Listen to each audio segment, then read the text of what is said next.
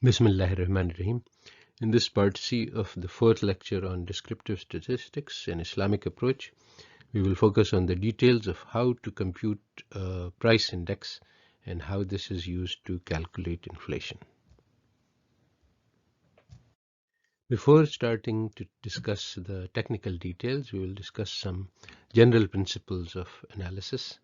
There are two modes of understanding. One is called the analytic method, in which we take something complex and break it into small parts and study each part separately. This is part of a divide and conquer strategy towards knowledge, which is very useful.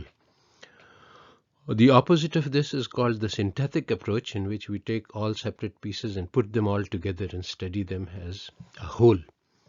This is also a requirement for a holistic and integrated understanding of the whole system. There are some things which are called emergent properties. These are properties of the system as a whole, which are not part of the little pieces. For example, heart cells have a lot of different properties. They make up the human heart. But no matter how much you study the heart cells, you will never figure out that the heart is how the heart pumps blood. And even more difficult would be to why there is a heart inside human beings and what functions it serves. So studying the little pieces doesn't give you understanding of the whole structure. So the standard approach to statistics is isolationist and analytical. You just study the numbers. You don't study where the number belongs and what they are used for. And this leads to a very limited understanding. In general, when we study a price index reduces a lot of prices into one number. So it is a kind of a data reduction. All data reduction highlights one aspect and ignores most aspects. So the question of what is being highlighted, what are we focusing on, and what is being ignored, this is very important to understand. And we understand this in the light of purpose. Why are we doing this reduction? So for example, the sensitive price index, which is the object of our study, studies how expensive it is for the general public to buy necessary items.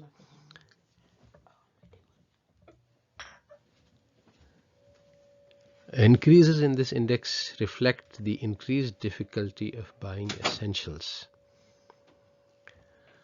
So obviously we should pay attention to public provision of necessities, healthcare system, education, because all of these are parts of the essential needs of the masses. And we also need to pay attention to some non-market aspects which provide support to the poor in times of their need. But this kind of thinking is going outside the numbers. It goes outside the small problem of just constructing a price index. And this type of thinking is strongly discouraged in the conventional approach, which says you just deal with your own little small part of the problem and do not look at the big picture. And that is a real loss. With this much as background, we go into the technical details of how we actually compute a price index. So the first step is to choose a bundle of goods which are somehow representative. So we look at the things that the poor would buy. In actual practice, when I went to the Pakistan Bureau of Statistics to select the commodities, there was a committee of experts and there was a basic list which had been prepared for us by the committee, and then we had to look at, and we decided on including some other new goods and excluding some other goods. You can't include everything because it becomes very difficult to gather the data, and of course anything you exclude takes the risk of missing out some aspect of the lives of the poor. So whatever, there are actually 53 goods that we will look at. These are actually used in the basket for computing the sensitive price index. And we will see that these reflect commodities of importance, but these do not and cannot capture the regional variations and the seasonal variations and non-market effects. In addition, importantly, for Pakistan, rent is not included in the sensitive price index. This is for reasons of convention. This is how it has been done, and it is not because of any logic. In other places, for example, in US, the COLA, or the cost of living adjustment, includes which for retirement income includes rental prices, because this is a big part of the expenses faced by the poor. This slide shows the 53 commodities in the sensitive price index. If you look at this, is wheat, rice, beef, mutton, chicken, milk, eggs, cooking oil, sugar, potatoes, onions, tomatoes. You can see that these are the key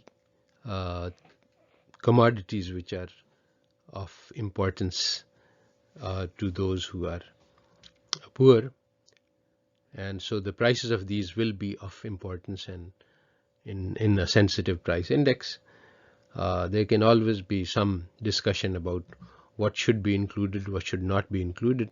So in some sense, this decision is arbitrary. It was made by a committee sitting at a table. It was not actually derived in some sort of a data analytic way from actual study of what the poor consume.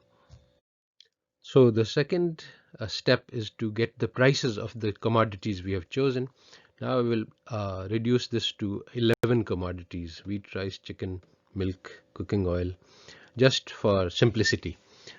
So now we chose a 10 kg bag of wheat flour, 1 kg bag of rice, 1 kg of live chicken.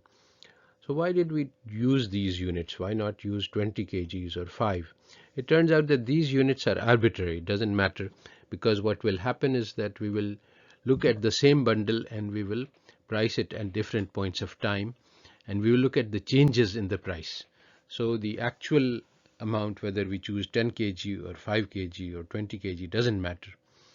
So the choice of unit is really done by taking a unit which is convenient to price in the market. You go and ask the merchant how much is the price of 1 kilogram of rice, and then he will tell you. If you ask him odd quantity, that will not be so easy to price. In addition, we need to, when we want to calculate the price, we need to decide on what happens when there are many different prices. As if you ask one grocer and if you ask the second one, you will get different prices. So basically, there are some conventions which are chosen. You go to for example, the wholesale market, where the prices are more or less fixed. And so basically some decisions are made on how we will calculate the prices and what counts as the price on a particular day, and how we take care of variations in that price. It doesn't really matter very much how this is made, but how this decision is made, but it should be made in the same way across time for consistent price series. Now, to compute inflation, we must take these same commodities and then calculate their prices after some time has passed. Generally, this is done on monthly intervals, but we can look at what happens 1 year from now. So there is a set of prices in October 2018. Actually, the data was for 25th October 2018, and then there is the same prices on the same date, 25th October 2019. These prices are listed in this table. For 10 kilograms of flour, it was 182 rupees in 2018, and it's become 198.9 in 2019. We want to, when we try to find the price, we're not looking really at how much the consumer pays for this. We are looking at a standardized price, something which will doesn't fluctuate very much. So we look at, for example, the wholesale market. The fact that the consumer doesn't necessarily pay this price doesn't matter very much, as long as the price is standard for wholesale. Then it is actually how much this changes that we are looking at. It is not the actual level of the price. So this makes a difference in terms of thinking about what the index is measuring. Now we've got the price in 2018 and 2019, so now we can measure the change in price, and that is the rate of inflation. So for each category, we can measure the inflation. For wheat, we find that the inflation is 8.8%. For rice, it's 18%. For chicken, it was 8%. The surprise is that in cooking oil, the inflation has gone, the price is negative, the price actually went down. And similarly, for sugar, the price went down. And for petrol, the price went down. There are some reasons for this that people who are living in Pakistan know. One of them is that the price of oil went down rather surprisingly, and there were some other factors which led to the decrease in the price of sugar. But anyway, this is not our concern here. The thing is that the point is that there are many different inflation numbers. Now, how actually is this number calculated, the 8.8%? Well, the standard convention is that you look at the current price minus the previous price, and you divide by the previous price. On the other, another way to do this is to take the ratio of these two prices and subtract 1. So in this, we make the base the previous price. That is what is being divided by. It is possible also to take the current price as base, or the average of the two prices. And there are many other possible ways to do inflation. This is just the way that it is done, the standard method. But this is also a little bit arbitrary, and there are other methods we could use which might be superior. So now we have got inflation rates varying from 18.8% to minus 3.5% in different categories. So how are we going to average all of these and come up with a single number for inflation? We can just take a simple average of all of these prices, but that's not a reasonable thing to do, because not all of these commodities are equally important in the budget of the consumer. So the standard method is to look at how much money is spent on each of these categories. So here I'm giving some artificial data on how much sales of wheat flour there was. So we can say that there was 10.9 million rupees of wheat flour which was sold in 2008. Similarly, broken rice, basmati, the sales were 1.9 million rupees, and so on. So for each category, we calculate the total sales throughout the year. This gives us a measure of the relative importance of these different categories in the budget of the consumers. So these numbers, the sales numbers, give us weights we can use, which give us the importance of the differing importance of these different commodities, and these can be used as the weights for the inflation. So the overall inflation rate is just the weighted average of these different inflation rates in each category. So for example, the wheat flour has inflation rate of 8.8%, and the percentage of this in the budget of the consumer is 18.99%. This is calculated by looking at the amount spent on wheat, that is 10.9 million rupees, and comparing it to the total amount of sales on all of the commodities, which is the sum of all of these, which comes out to be 57.4. It's the bottom number listed at the bottom of this column. So if we look at the ratio of 10.9 to 57.4, we will come up with 18.99%. And we multiplied this percentage with the inflation rate of 8.8% to come up with the 1.67% in the last column. That is the inflation due to wheat in the sensitive price index. Similarly, by multiplying the inflation in basmati rice, which is 18%, by the share of the rice in the budget of the consumer, which is 3.3%, we come up with 0.6%, and that is the inflation due to rice. So we do this for all of the categories, and then we take the sum of all of these, and that's 11.99%, and that is the rate of inflation going from October 2018 to October 2019. Note that in this, some of the figures like sugar and petrol, they actually lowered the inflation, because these are negative numbers, because the prices of sugar and petrol went down over this period of time. So that is the technical details of how we actually calculate the inflation rate, the annual inflation rate for the sensitive price index. This is not the consumer price index, which is based on a different bundle of goods. And there are many other types of inflation that one can calculate by choosing the different kinds of bundles of goods. So these are some concluding remarks about this calculation. As we noted, the choice of commodities has some flexibility.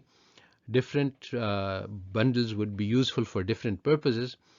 Unfortunately, in statistics, we don't often look at the purpose, and therefore the bundles are chosen arbitrarily. If we had looked at the purpose, then we would be able to choose a better bundle of goods to represent the issue that we are trying to study. And different issues will require different bundles. We found the prices of the goods by some arbitrary method. There is some flexibility in how we find this price, how we define this price. But this is not too important. What is more important is how we assign the weights. In this case, we are looking at the inflation rate between 2018 and 2019, but the weights we are using are come from studies of the budget in 2007. Why is that? Well, that's because it's very difficult to actually calculate the budget shares of each commodity at such a micro level.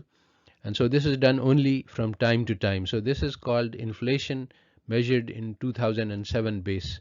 Currently there is an exercise going on at the PBS to change the base so that the budget shares come up to what was done in 2015. So, and there is a proposal to change the base regularly every 5 years. So the method of calculation for this price index has not been shown in the standard way, but rather we have shown it in a different way, which is the easiest to understand for students. Some other ways of calculating the inflation rate will be shown in later lectures.